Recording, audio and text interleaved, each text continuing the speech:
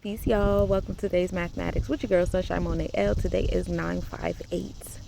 All right, so you already know we're in the energy of 9, and being in the month of 9 on a Thursday is pretty cool because Thursday is ruled by Obatala with Jupiter, and you know that same energy also rules over the ninth house with that 9 energy of optimism, the sacral chakra, filling a space of joy. Just remember not to go too overboard, which us overthinking Virgo energy can do. Overthinking, overanalyzing, the black hole in the Virgo constellation, you know how that goes. So be mindful of the overindulgence, especially into the nervous realms of things, you know, Jupiter ruling over the head, the nervous system of things. This is the 9. 9 is the Sephiroth of all Set.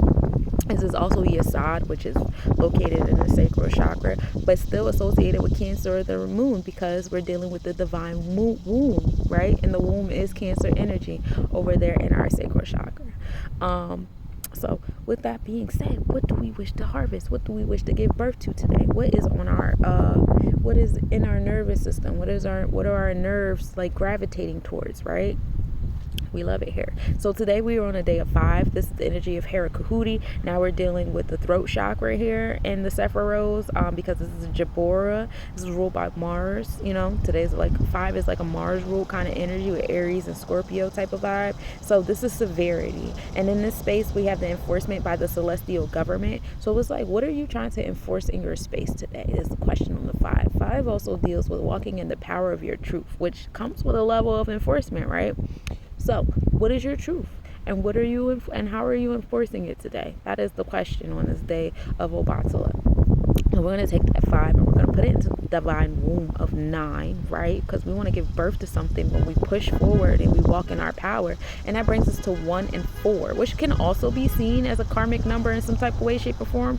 Because taking action to build a foundation on things can be pretty scary, especially when you're the first person to build a foundation. A lot of the times we want to enter spaces where our foundation is already built because it gives us a sense of security. You already know what to expect. And because you have a bunch of people telling you, like, we've been doing this for years, it's been like this and we're doing it like this and da-da-da-da. But with the new generation that we have coming out, especially my generation of Pluto and Scorpio, where we're just not with the shits of a lot of things going on in this space, we're here to provide transformation and swing the pendulum. It's not working. And we're here to create a new foundation, and it could be very scary and it could be a very lonely experience, but you know, we move in gratitude for the opportunity to be here in this space and time to do that for the generations thereafter us that are here to expound and expand on the foundation that we create, on the transformations that we create on these empires, having that Pluto and Scorpio, you know, that Pluto and Sagittarius with the expansion, that Pluto and Capricorn with the rebuilding, you know, that Pluto and Aquarius with the revolutionary energy, which we're experiencing now in the transit with Pluto being in Aquarius and Capricorn. Well, actually it's in Capricorn right now, excuse me, but right now, like, people like us, the Pluto and Scorpio, we're in the powerful space. So let this day of 5 be for you guys, and let that 1 and 4 be a reminder to you that it does get lonely. That 1 and 4 1 and 4 also makes the MO and the DA, you know, the dad energy, right?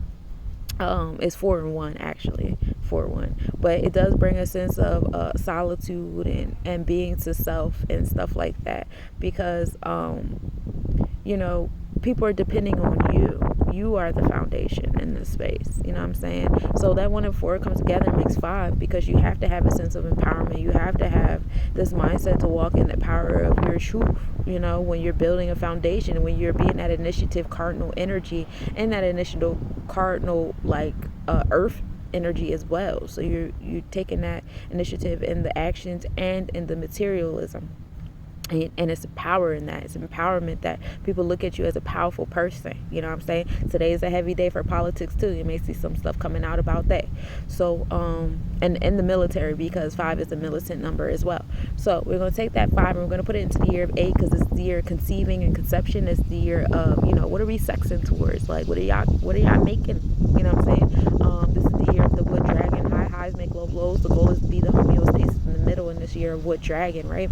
8 also deals with the infinity symbol, being infinite. You know what I'm saying? So what are some things that we are conceiving that we want to be infinite? Whether it's the energy that we put up in the cosmos, the words and the uploads, and what we create on this space that people remember. We're history in the making. Where are our historic leaders of today, of 2024? What are y'all doing? What are y'all making? What are y'all conceiving?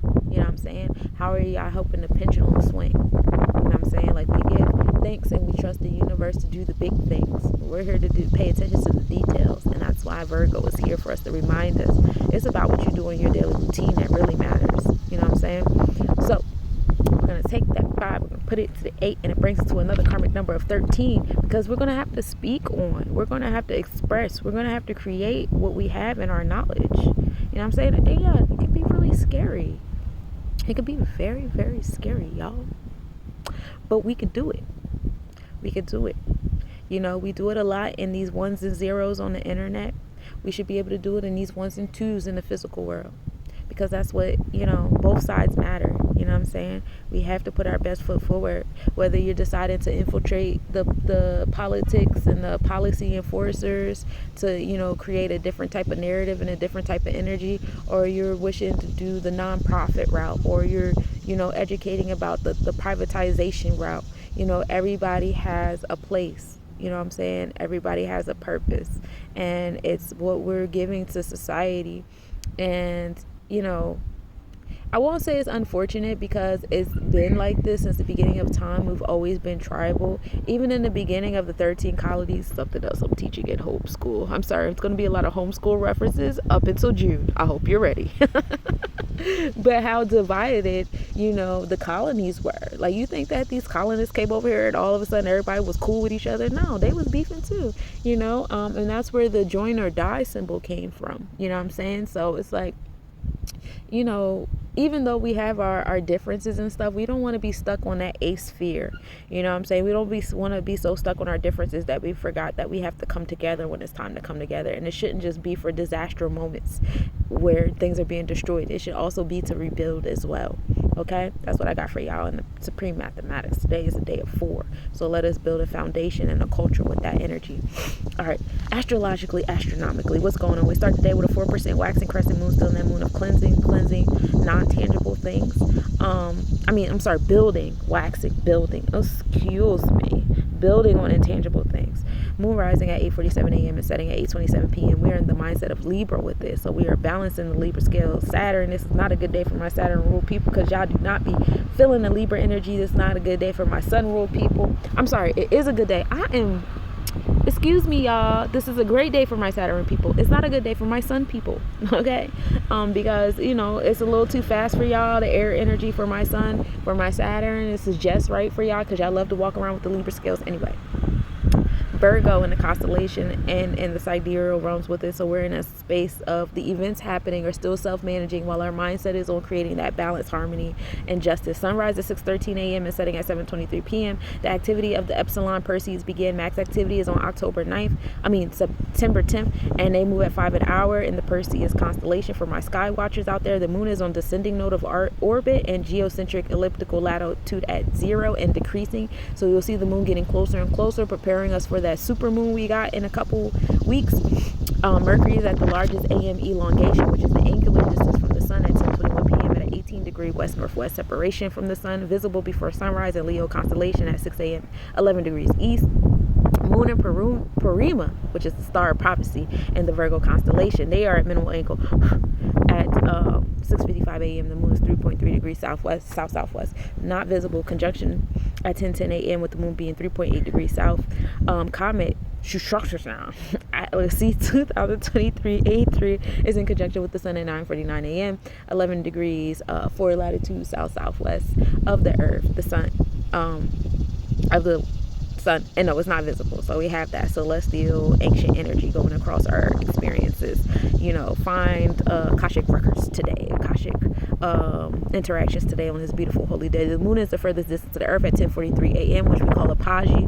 The best visibility of Earth shine on the moon is just after dusk. Sunlight reflected from the Earth to the night side of the moon. Entire orb is dimly visible. Mars enters Cancer zodiac, so the thought process of our ambitions and motivations is now in the divine womb at 10:50 p.m. Mercury enters Leo constellation at 10:50 p.m. So now the actual happenings, the romantic, creative side of our daily routine is coming into play, and Venus enters Draconic Libra at 10:50. 10:50 is a good hour, so we have our heart set, the spiritual experience of our heart set sitting in that balance of fairness and things like that, justice and harmony. And so that's what I got for you today, my cosmic nobodies. You guys enjoy this day of celestial transits. It's okay if you feel tired during this space and time, because that is exactly what's going to happen with all these transits for my earth babies, definitely, or my people ruled by Mars, Mercury, and Venus. Peace, y'all.